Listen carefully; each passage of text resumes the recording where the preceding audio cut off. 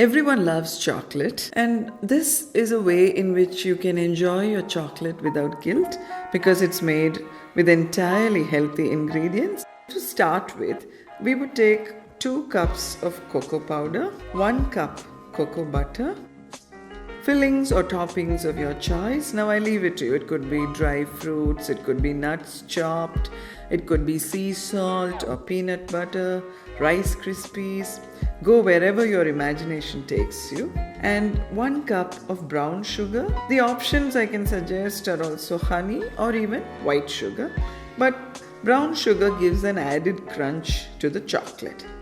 Additionally, we would also be freezing ice and then taking this ice and keeping it ready in a vessel which is larger than the one in which you're going to place on the stove. To start with, we heat the water in a large vessel.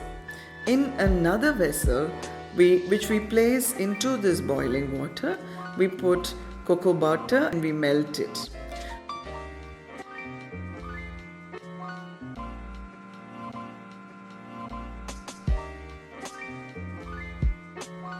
Put sugar.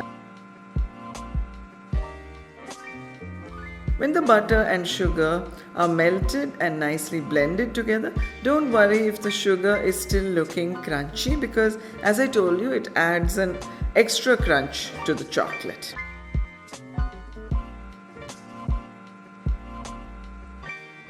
We turn off the heat at this point and we add the cocoa powder, stirring it in well without any lumps.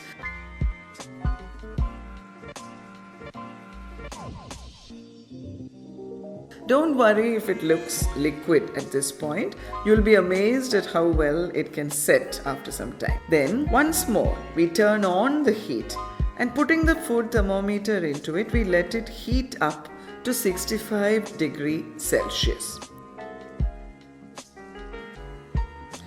Then, we take it out and immediately cool over ice to 42 degrees Celsius. Again, plunge it back into the boiling water, heat up to 45 degrees.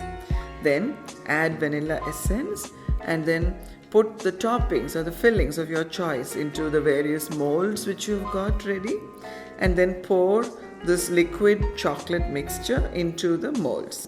And at this point, I may add that if you use silicone molds, it's so much easier and your chocolate looks much more professional.